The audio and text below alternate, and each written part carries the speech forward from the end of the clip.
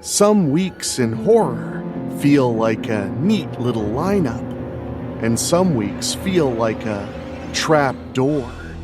This one? Trap door. Because in our window, the monsters don't politely wait in castles or crypts. They show up on beaches, in tidy suburban kitchens, inside a prestige film set that's definitely not safe for humans, and in the middle of a haunted house experiment that was never meant to be controlled. So, lock the doors, keep your boots out of the sand, and don't accept dinner from anyone who smiles a bit too much. It's time to spin the calendar backwards and see what crawls out.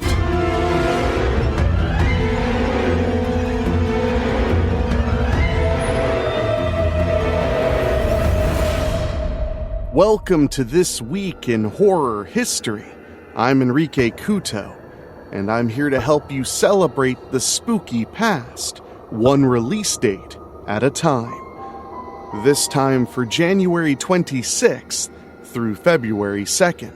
And I do hope all of you listening who were hit by the big ice and snowstorms of the weekend are safe, warm, and secure, because I'm about to help you feel a whole lot less like that, because tonight we have killer robots that won't stay buried, a haunted mansion study that becomes a televised seance, a suburban family dinner that is absolutely not pork roast, and a Stephen King publication date that changed the genre forever.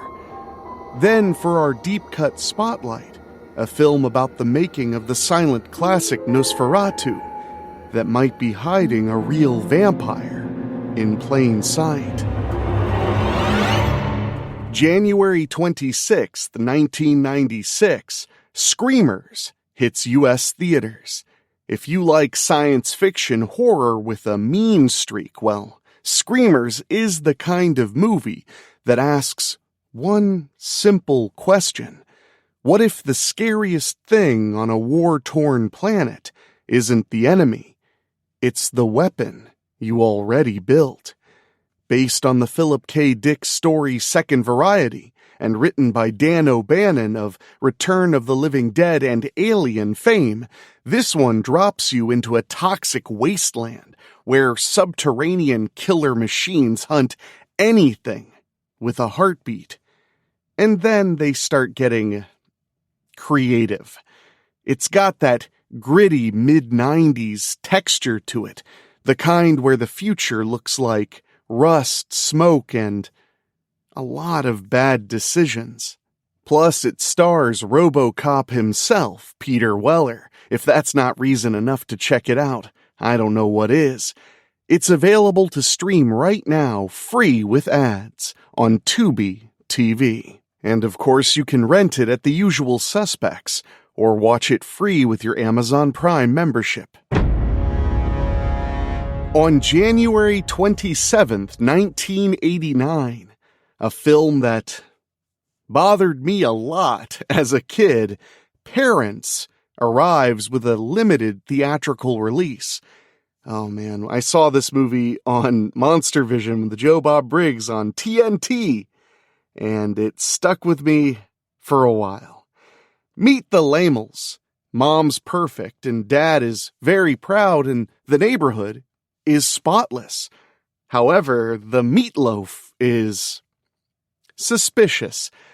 Parents is a black comedy horror film that plays like a Norman Rockwell painting with something kind of twitching behind the canvas. A kid starts to suspect his all-American parents are hiding a family secret, and the movie lets that dread simmer until you're staring at the dinner table like it's a crime scene. It's funny, for sure. It's also uncomfortable, and it's got that slow, creeping, something is wrong vibe that horror does best. It's a film about a kid who realizes his parents are cannibals, and that's just a normal part of their lives. But to go even deeper, the cannibalism is an allegory or a metaphor for sex.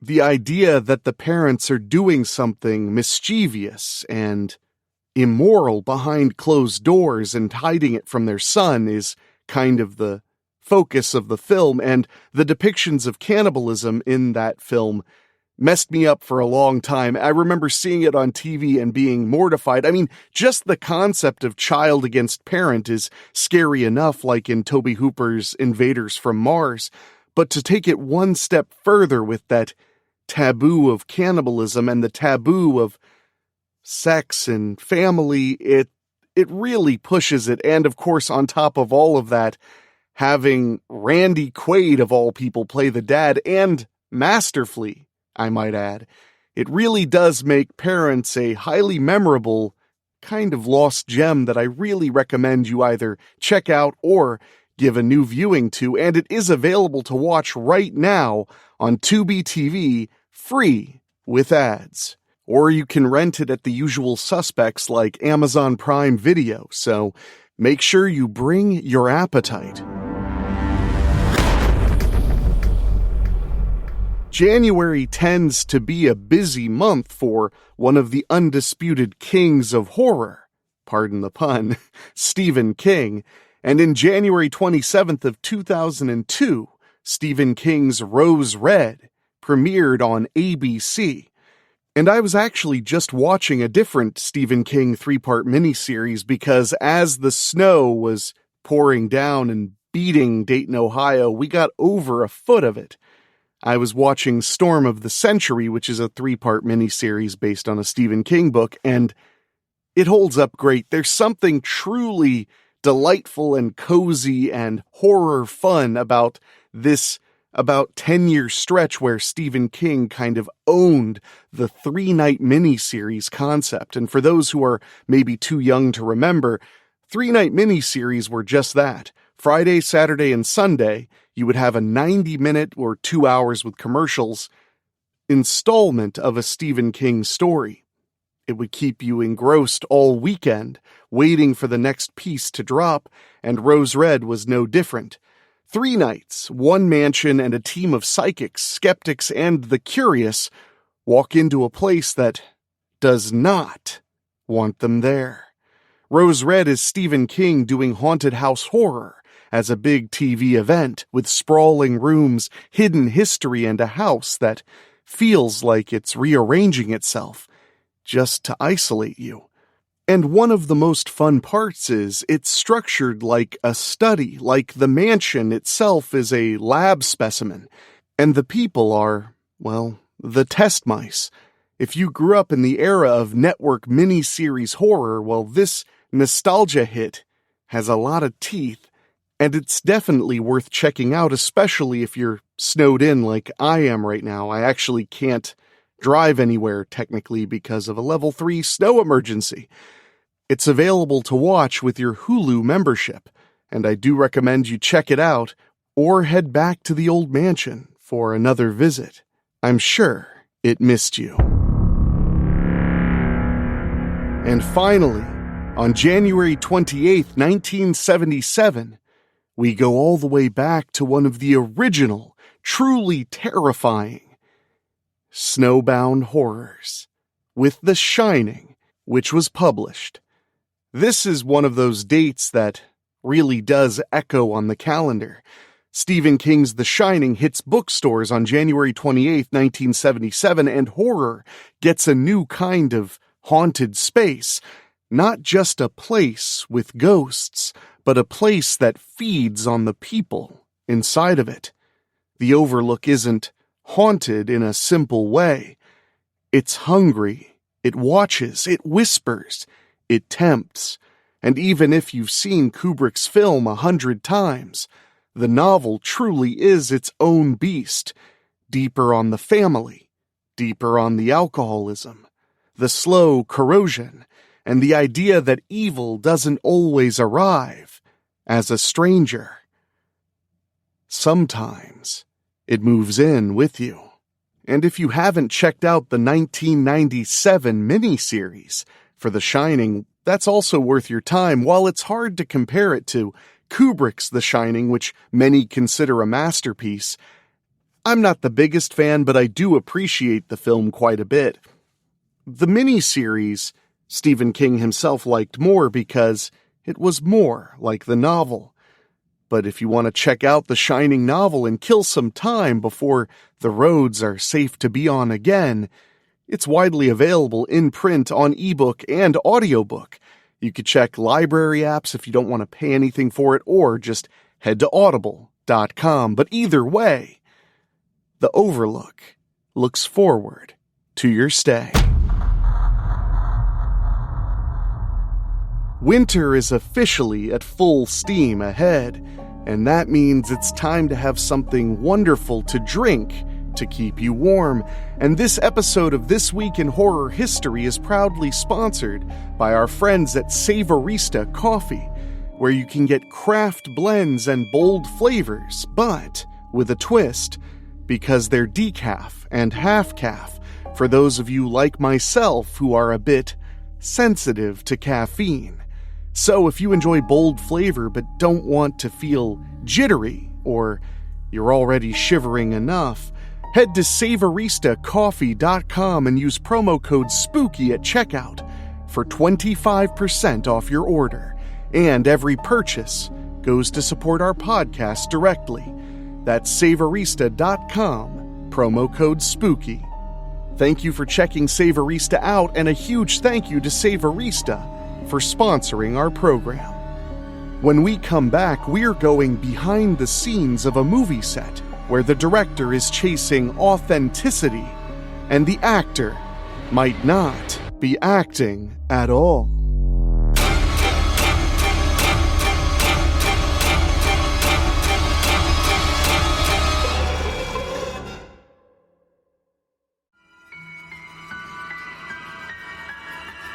All right, lights back up, to your places, cameras rolling, and somebody please keep an eye on the guy with the coffin in his trailer.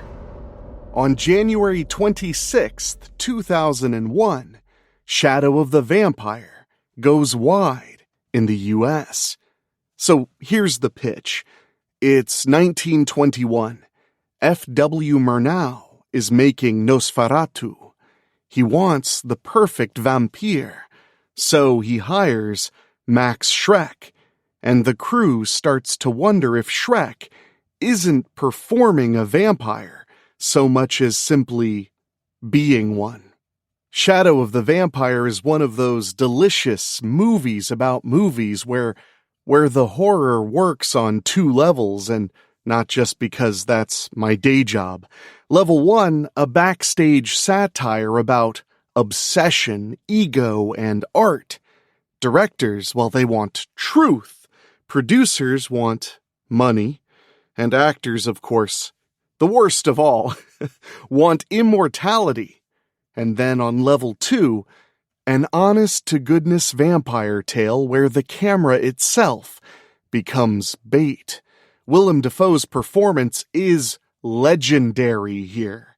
Feral, funny, and often unsettling, like a creature trying to remember how humans move. And John Malkovich plays Murnau as a man who's so committed to the shot that he'll sacrifice anything for it, including and especially people. And that's the real horror, isn't it?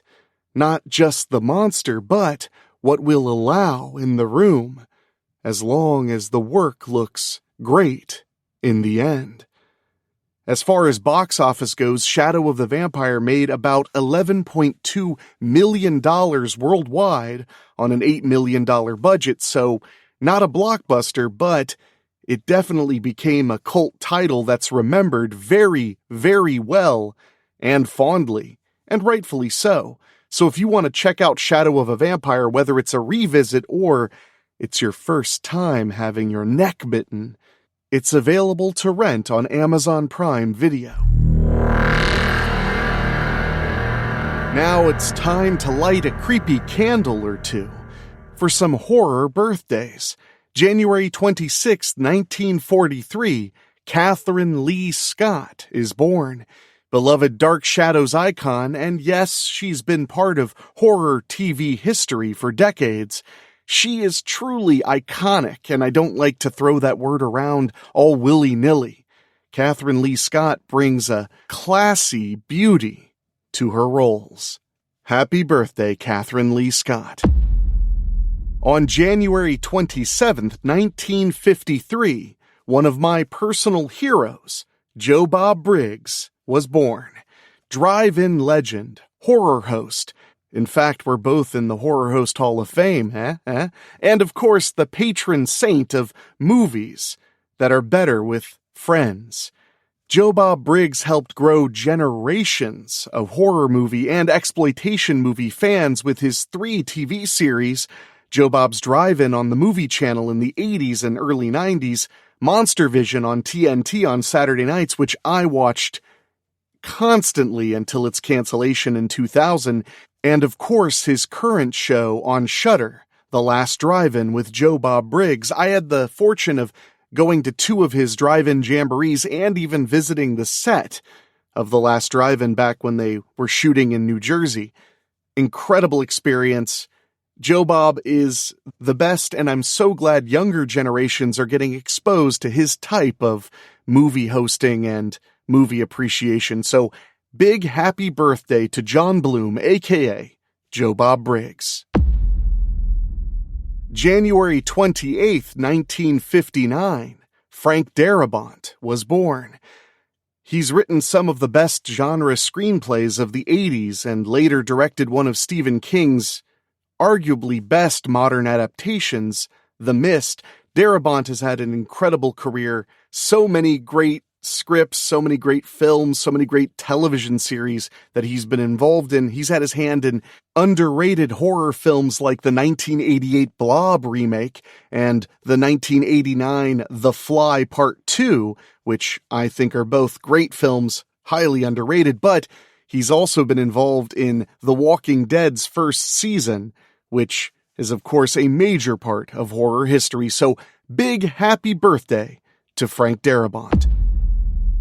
And finally, born on February 2nd, 1974, a more modern horror figure, Osgood Perkins, was born. Osgood Perkins has recently become very well known for his films Longlegs, The Monkey, and his most recent film, Keeper, which I really enjoyed and saw in the theater. And I actually, on the first night of the big blizzard that hit, I finally checked out his film, The Blackcoat's Daughter, which is very snowy, very creepy, and very dark, but I really enjoyed it.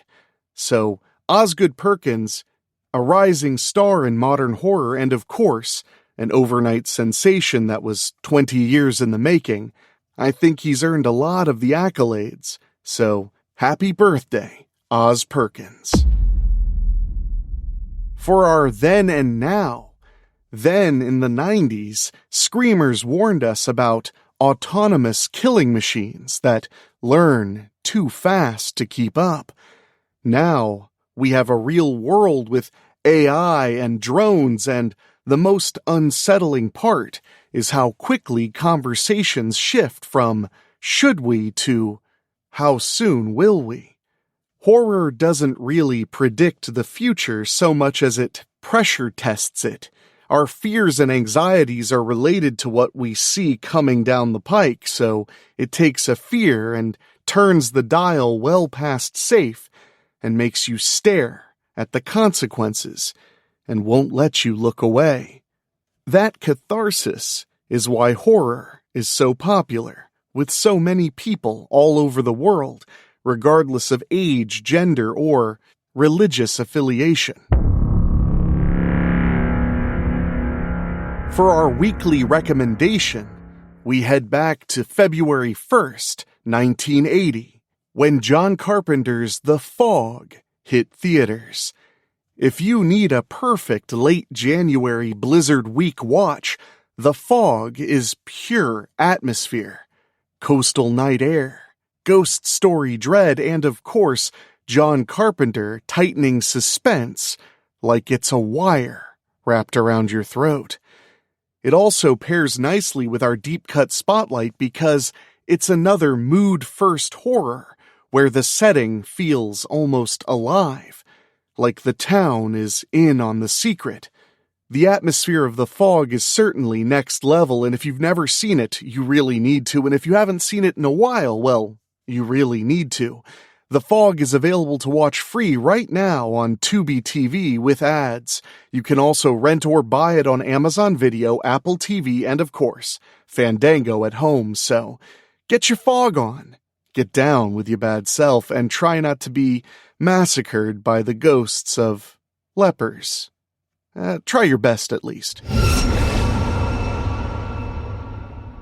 Well, my spookies, that's your tour through January 26th to February 2nd. And as always, the calendar is soaked in something unpleasant. No, don't try to taste it.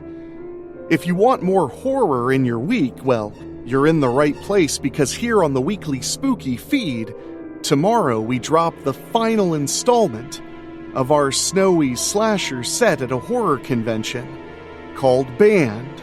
So make sure you check that out.